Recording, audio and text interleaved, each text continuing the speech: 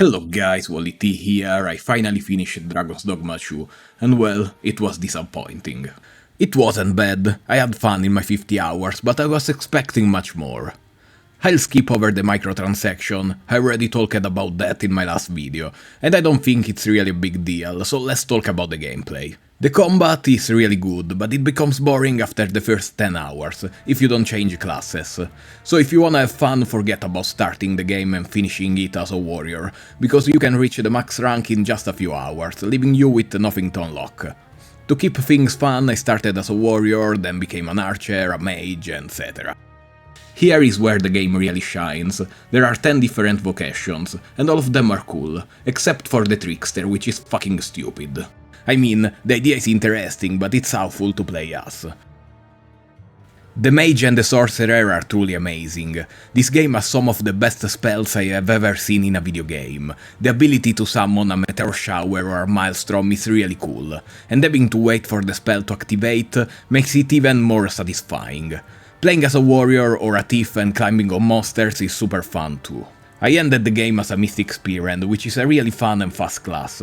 The only classes I haven't explored in depth are the Magic Archer and the Warfarer.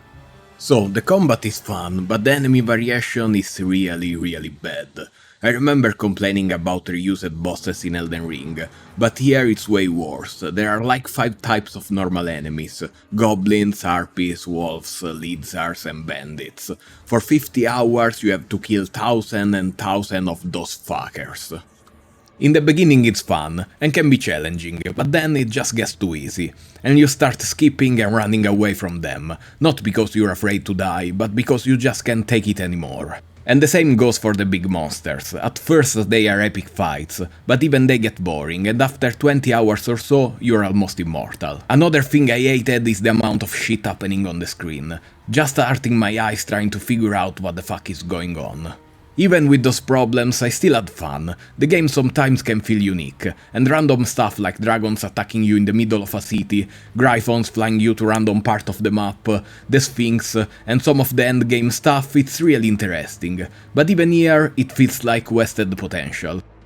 The exploration is nice and the world is beautiful, but there are so many worthless enemies around the map that makes the journey super annoying. Every 30 meters there is a fucking group of goblins.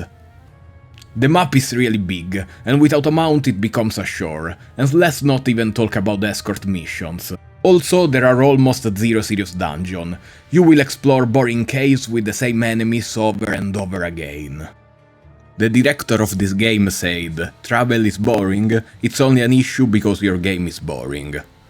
Well, please explain where the fun is exploring the same copy and pasted dungeon with stupid rewards and the same enemies for 50 hours. And the random encounters, they're always the same, saving some idiot from wolves or goblins. Also, to fast travel you need fairy stones. That's not a problem because you can easily buy them, but why the fuck can I only buy them one by one? Why do I have to rest on a fucking bench for 3 days just to buy another one? It's fucking stupid. The pawn system, which is interesting at first, becomes a joke. The pawns start repeating the same stupid stuff for all the game duration, making you just wanna throw them off a fucking cliff. The story sucks, I mean, the idea is good, but the dialogue and the character are so bad that you don't care about anyone. I think this game has some of the worst dialogue I've ever seen, which is a shame because the core of the story, the eternal cycle, is such an interesting concept. Maybe towards the end it gets a little better, but don't expect a good story. It doesn't even expand on the plot of the first game. In fact, it feels more like a remake than a proper sequel. The performance is really bad on console, and I don't think the situation is much better on PC. I dropped the game for almost 2 months hoping for a performance mod, but nothing. We got the option to turn off ray tracing and lock it to 30 FPS, but it's not enough. It's a mess. In the end, I still had fun. It's absolutely not worth $80, maybe for 20, 30 it's okay.